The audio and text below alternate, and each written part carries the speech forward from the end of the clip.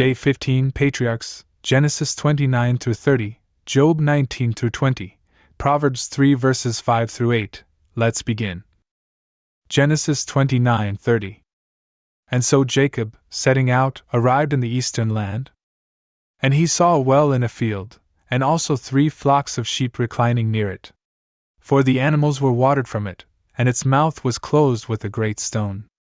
And the custom was, when all the sheep were gathered together, to roll away the stone. And when the flocks had been refreshed, they placed it over the mouth of the well again. And he said to the shepherds, Brothers, where are you from? And they answered, From Haran. And questioning them, he said, Do you know Laban, the son of Nahor? They said, We know him. He said, Is he well? He is very well, they said. And behold, his daughter Rachel approaches with his flock. And Jacob said, There is still much daylight remaining, and it is not time to return the flocks to the sheepfold. Give the sheep to drink first, and then lead them back to pasture. They responded, We cannot, until all the animals are gathered together, and we remove the stone from the mouth of the well, so that we may water the flocks. They were still speaking, and behold, Rachel arrived with her father's sheep, for she pastured the flock. When Jacob had seen her, and he realized that she was his maternal first cousin, and that these were the sheep of his uncle Laban, he removed the stone which closed the well. And having watered the flock, he kissed her. And lifting up his voice, he wept. And he revealed to her that he was a brother of her father, and the son of Rebekah. And so, hurrying, she announced it to her father. And when he had heard that Jacob, his sister's son, had arrived, he ran to meet him. And embracing him, and kissing him heartily, he brought him into his house. But when he had heard the reasons for his journey, he responded, You are my bone and my flesh. And after the days of 1 month were completed, he said to him, Though you are my brother, will you serve me for nothing? Tell me what wages you would accept. In truth, he had 2 daughters. The name of the elder was Leah, and truly the younger was called Rachel. But while Leah was bleary-eyed, Rachel had an elegant appearance and was attractive to behold. And Jacob, loving her, said, I will serve you for 7 years, for your younger daughter Rachel. Laban responded, It is better that I give her to you than to another man. Remain with me. Therefore, Jacob served for 7 years for Rachel. And these seemed like only a few days, because of the greatness of love. And he said to Laban, Give my wife to me. For now the time has been fulfilled, so that I may go into her. And he, having called a great crowd of his friends to the feast, agreed to the marriage. And at night, he brought in his daughter Leah to him, giving his daughter a handmaid named Zilpah. After Jacob had gone in to her, according to custom, when morning had arrived, he saw Leah. And he said to his father-in-law, What is it that you intended to do? Did I not serve you for Rachel? Why have you deceived me? Laban responded, It is not the practice in this place to give the younger in marriage first. Complete a week of days with this mating. And then I will give this one to you also, for the service that you will provide to me for another 7 years. He agreed to his pleading. And after the week had passed, he took Rachel as a wife. To her, the father had given Bilhah as her servant. And having at last obtained the marriage he desired, he preferred the love of the latter before the former, and he served with him another 7 years. But the Lord, seeing that he despised Leah, opened her womb, but her sister remained barren. Having conceived, she gave birth to a son, and she called his name Reuben, saying, The Lord saw my humiliation, now my husband will love me. And again she conceived and bore a son, and she said, Because the Lord heard that I was treated with contempt, he has also given this one to me. And she called his name Simeon. And she conceived a 3rd time, and she gave birth to another son, and she said, Now likewise my husband will unite with me, because I have borne him 3 sons. And because of this, she called his name Levi. A 4th time she conceived and bore a son, and she said, Only now will I confess to the Lord. And for this reason, she called him Judah. And she ceased from childbearing. Then Rachel, discerning that she was infertile, envied her sister, and so she said to her husband, Give me children, otherwise I will die. Jacob, being angry, responded to her, Am I in the place of God, who has deprived you of the fruit of your womb? But she said, I have a handmaid Bilhah. Go in to her, so that she may give birth upon my knees, and I may have sons by her.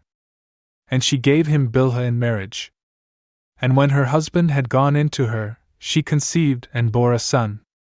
And Rachel said, The Lord has judged for me, and he has heeded my voice, giving me a son.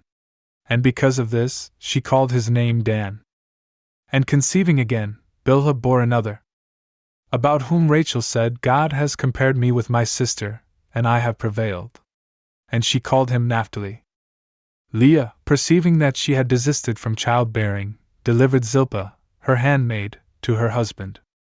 And she, after having borne a son with difficulty, said, Happiness. And for this reason she called his name Gad. Likewise, Zilpah bore another. And Leah said, This one is for my happiness. Indeed, women will call me blessed. Because of this, she called him Asher. Then Reuben, going out into the field at the time of the wheat harvest, found mandrakes. These he brought to his mother Leah. And Rachel said, Give me a portion of your son's mandrakes. She responded, Does it seem like such a small matter to you, that you have usurped from me my husband, unless you will also take my son's mandrakes? Rachel said, He will sleep with you this night because of your son's mandrakes. And when Jacob returned from the field in the evening, Leah went out to meet him, and she said, You will enter to me, because I have hired you for the reward of my son's mandrakes. And he slept with her that night. And God heard her prayers. And she conceived and bore a fifth son. And she said, God has given a reward to me, because I gave my handmaid to my husband. And she called his name Issachar. Conceiving again, Leah bore a sixth son. And she said, God has endowed me with a good dowry. And now, at this turn, my husband will be with me, because I have conceived 6 sons for him. And therefore she called his name Zebulun. After him, she bore a daughter, named Dinah. The Lord, likewise remembering Rachel, heeded her and opened her womb. And she conceived and bore a son, saying, God has taken away my reproach. And she called his name Joseph, saying, The Lord has added to me another son. But when Joseph was born, Jacob said to his father-in-law, Release me, so that I may return to my native country and to my land. Give me my wives and my children, for whom I have served you, so that I may depart. You know the servitude with which I have served you. Laban said to him, May I find grace in your sight. I have learned by experience that God has blessed me because of you. Choose your wages, which I will give you. But he responded, You know how I have served you, and how great your possession became in my hands. You had little before I came to you, and now you have achieved riches. And the Lord has blessed you since my arrival. It is just, therefore, that at some time I also should provide for my own house. And Laban said, What shall I give to you? But he said, I want nothing. But if you will do what I ask, I will feed and guard your sheep again. Go around through all your flocks and separate all the sheep of variegated or spotted fleece, and whatever will be darkened or blemished or variegated, as much among the sheep as among the goats, will be my wages. And my justice will answer on my behalf tomorrow, when the time of settlement arrives before you. And all that is not variegated or blemished or darkened, as much among the sheep as among the goats, these will prove me to be a thief. And Laban said, I hold favor for this request. And on that day he separated the she-goats, and the sheep, and the he-goats, and the rams with variegations or with blemishes. But every one of the flock which was of one color, that is, of white or of black fleece, he delivered into the hands of his sons. And he established a distance of 3 days' journey between himself and his son-in-law, who pastured the remainder of his flock. Then Jacob, taking green branches of poplar, and almond, and sycamore trees, debarked them in part. And when the bark was pulled off, in the parts that were stripped, there appeared whiteness, yet the parts that were left whole remained green. And so, in this way the color was made variegated. And he placed them in the troughs, where the water was poured out, so that when the flocks had arrived to drink, they would have the branches before their eyes, and in their sight they might conceive. And it happened that, in the very heat of joining together, the sheep looked upon the branches, and they bore the blemished and the variegated, those speckled with diverse color. And Jacob divided the flock, and he set the branches in the troughs before the eyes of the rams. Now whatever was white or black belonged to Laban, but, in truth, the others belonged to Jacob, for the flocks were dispersed among one another. Therefore, when the first to arrive were climbing on the ewes, Jacob placed the branches in the troughs of water before the eyes of the rams and the sheep, so that they might conceive while they were gazing upon them. Yet when the late arrivals and the last to conceive were let in, he did not place these. And so those that arrived late became Laban's, and those that arrived first became Jacob's. And the man was enriched beyond limit, and he had many flocks, women's servants and men's servants, camels and donkeys. Job 19:20. But Job answered by saying, How long will you afflict my soul and wear me down with words? So, 10 times you confound me and are not ashamed to oppress me. Now, of course, if I have been ignorant, my ignorance will be with me. But you have risen up against me, and you accuse me to my disgrace. At least now you should understand that God has not afflicted me with a balanced judgment, though he has encompassed me with his scourges. Behold, I will cry out, enduring violence, and no one will hear. I will announce loudly, but there is no one who may judge. He has hemmed in my path, and I cannot pass. He has added darkness to my difficult path.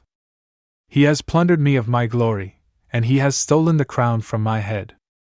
He has destroyed me on every side, and I am lost, and like an uprooted tree, he has taken away my hope. His fury has raged against me, and in this way he has treated me like his enemy. His troops have gathered together, and they have made their way to me, and they have besieged my tabernacle all around. He has put my brothers far from me, and my friends have withdrawn from me like strangers. My kinsmen have forsaken me, and those who knew me have forgotten me. The inhabitants of my house and my maidservants treat me just as if I were a stranger, and I have been like a sojourner in their eyes. I called my servant, and he did not respond. I pleaded with him with my own mouth. My wife has shuddered at my breath, and I have begged the sons of my loins. Even the foolish have looked down on me, and when I withdrew from them, they spoke ill of me. Those who were sometimes my counselors treat me like an abomination, and he whom I valued the most has turned against me. Since my flesh has been consumed, my bone adheres to my skin, and only my lips have been left around my teeth. Have mercy on me, have compassion on me, at least you my friends, because the hand of the Lord has touched me. Why do you pursue me just as God does, and satiate yourselves with my flesh? Who will grant to me that my words may be written down? Who will grant to me that they may be inscribed in a book? With an iron pen and a plate of lead, or else be carved in stone. For I know that my Redeemer lives, and on the last day I will rise out of the earth. And I will be enveloped again with my skin, and in my flesh I will see my God. It is he whom I myself will see, and he whom my eyes will behold, and no other. This, my hope, has taken rest in my bosom. Why then do you now say, Let us pursue him, and let us find a basis to speak against him? So then, flee from the face of the sword, for the sword is the avenger of iniquities. But know this, there is to be a judgment. Then Zophar the Naamathite answered by saying, In response, various thoughts succeed one another in me, and my mind moves quickly through different ideas. The teaching you use to admonish me, I will hear, and the spirit of my understanding will respond for me. This, I know, is from the beginning, from the time that man was set over the earth. That the praise of the impious shall be short, and the joy of the hypocrite lasts only a moment. If his pride ascends even towards the heavens, and his head touches the clouds, in the end, he will be destroyed like a trash heap, and those who had seen him will say, Where is he? Like a dream that flies away, he will not be found, he will pass away like a nightmare. The eyes that had seen him will not see him, no longer will his own place admire him. His sons will be worn away by poverty, and his own hands will deliver his grief to him. His bones will be filled with the vices of his youth, and they will sleep with him in the dust. For when evil will be sweet in his mouth, he will hide it under his tongue. He will permit it, and not abandon it, and he will conceal it in his throat. His bread in his belly will be turned into the venom of snakes within him. The riches that he devours, he will vomit up, and from his stomach God will draw them out. He will suck the head of snakes, and the tongue of the viper will kill him. May he never see the streams of the river, the torrents of honey and butter. He will be repaid for all he has done, yet he will not be consumed, according to the multitude of his schemes, so also will he suffer. For, having broken in, he stripped the poor. He has quickly stolen away a house he did not build. And yet his stomach will not be satisfied, and when he has the things he desires, he will not be able to possess them. Nothing remained of his portion, and because of this, nothing will continue of his kind. When he will be satisfied, he will be constrained, he will seethe, and all anguish will fall upon him. May his stomach be filled, so that God may send forth the fury of his wrath to him, and may rain down his battle upon him. He will flee from weapons of iron, and he will fall in an ark of brass, which had been drawn and had issued forth from its sheath, glittering in its bitterness. The horrible ones will go forth and approach over him. All darkness has been hidden in his secrecy. A fire that has not been set will devour him. He will be thrown down and forsaken in his tabernacle. The heavens will reveal his sinfulness, and the earth will rise up against him. The offspring of his house will be exposed. He will be pulled down in the day of God's wrath. This is the portion of a wicked man from God, and the inheritance of his words from the Lord. Proverbs 3 verses 5 through 8. Have confidence in the Lord with all your heart, and do not depend upon your own prudence.